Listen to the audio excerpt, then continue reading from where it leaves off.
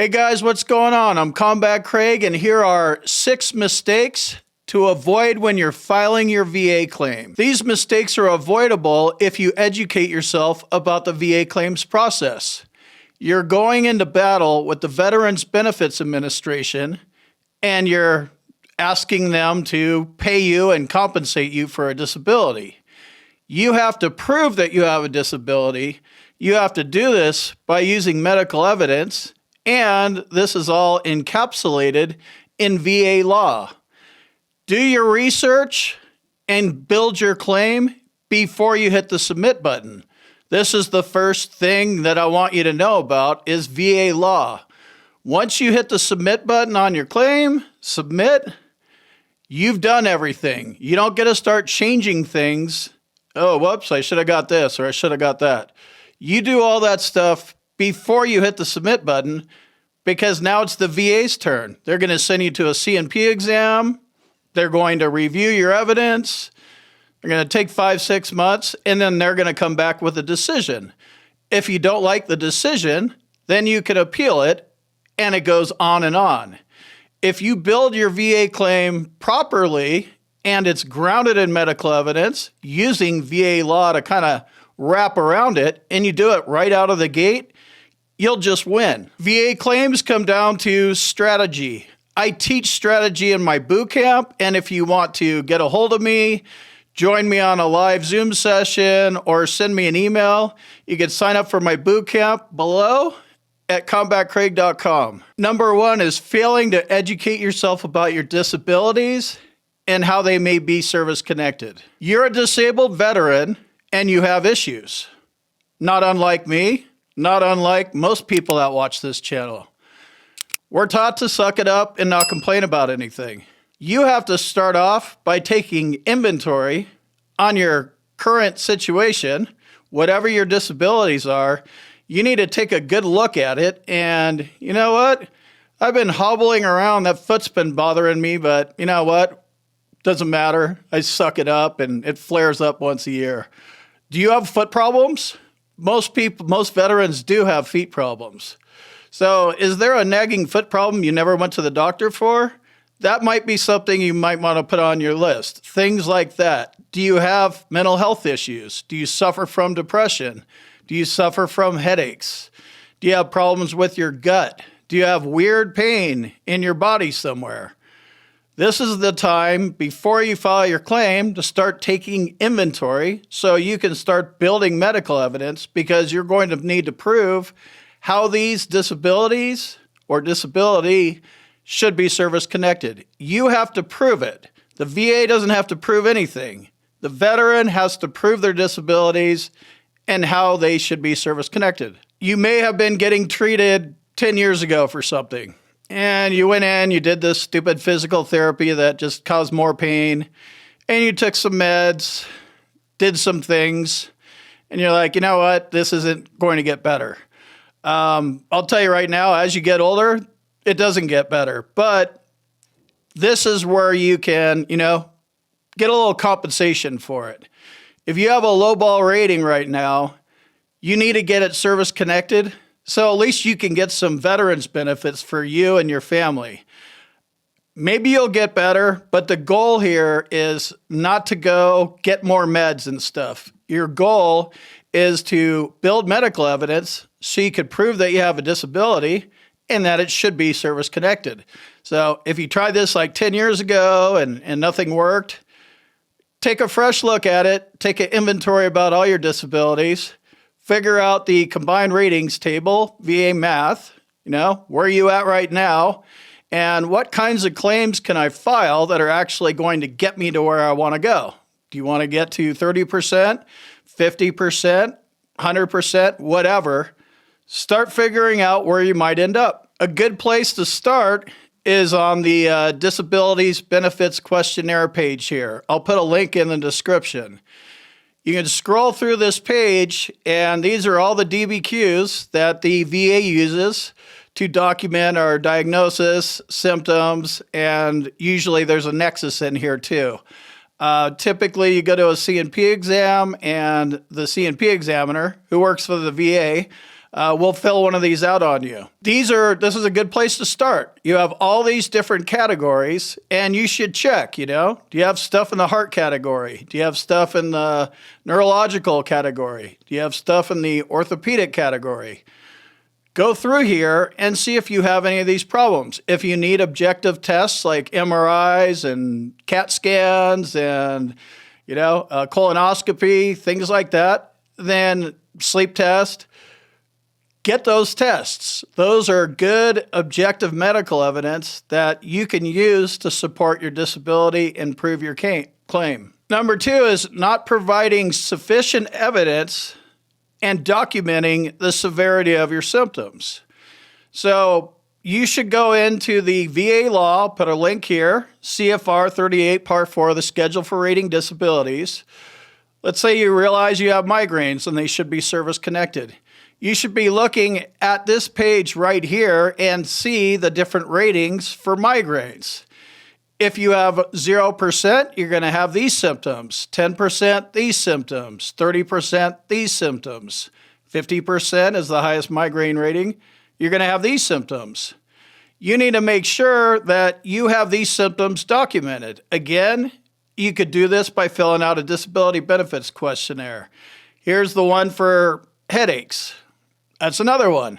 They're all rated under diagnostic code 8100, all types of headaches. There's about 150 of them. So if you're like, oh, well, I only see the migraine DBQ, but I have tension headaches, it applies.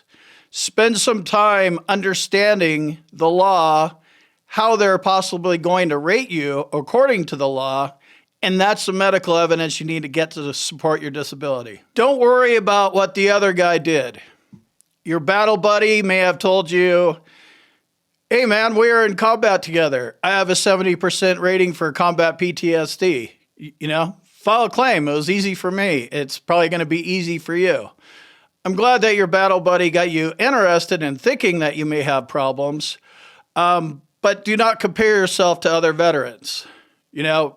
Reading online, places online, even comparing yourself to me. It's impossible.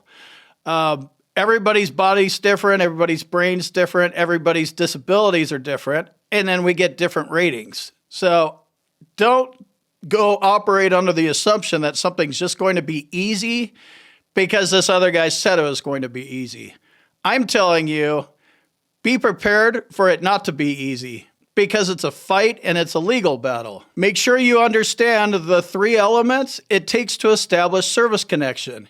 You need a current diagnosis, current symptoms, and a medical nexus linking the disability you're wanting to file a claim for to your active duty service. It has to be connected to your service in one way or another in order to establish service connection. All 3 of these things are important. You need the diagnosis, you need the symptoms, you need the nexus, period. If you fall down on any one of those things, they're just going to deny your claim. So understand what that means. You don't need to understand the entire playbook. You need to understand how it applies to you, your disabilities, what kind of medical evidence you currently have, so you can identify the medical evidence that you're probably going to need. Nexus is usually one that's pretty tough, especially if you're trying to establish secondary service connection. But again, all 3 are important. So understand what service connection actually means before you file your claim. Make sure you understand the different ways that you can establish service connection. There's 5 of them: direct service connection, secondary service connection, presumptive service connection, aggravation or pre-existing injuries. You could do it that way. And then there's 1151 claims. That's when the VA operates on you and screws you up afterwards. Understand the different routes of service connection, because once you get your diagnosis, your symptoms, and your nexus on point, if you file a claim that should be direct service connected accidentally as a pre-existing claim or a secondary claim and you don't call it out, that could screw you all up. So figure out how you're going to service connect it. And I would take a good hard look at secondary service connections if you've been out for longer than a year. This is a legal battle, and you're going to have to check your feelings at the door. This isn't about your feelings, and this isn't about victim mentality. This is about what is legal and what you can prove. You're going to need to deploy offensive tactics and defensive tactics at exactly the same time. Every time you file a claim, you open yourself up for a reevaluation. So before you file your claim, you want to make sure if you're service connected for anything, you have medical evidence to support that you still deserve that rating. A lot of guys come out of the blue, think everything's cool, and you file for an increase, and then you get decreased on these three things, and you're in worse shape than you were when you started. Offensive and defensive tactics. This isn't a foreign concept. You're in the U.S. military. You learn this shit in boot camp. Like, I continued to learn it in boot camp and then tech school, and then we went to Fort Dix, New Jersey. It's all about tactics, teamwork. Job one, military, right? Rifle range. Job one's fight. So there's offensive and defensive tactics built in. You already know them. You already know rules of engagement, use of force. You already know that stuff. It was pounded into us. So take rules of engagement, take use of force, and apply that against the Department of Veterans Affairs, the Veterans Benefits Administration. Know that they're going to be looking to reduce you. If they wanted to pay you, we wouldn't be having this conversation. You would just be paid, right? So they don't want to pay. Understand that. The VA is the enemy. Understand that.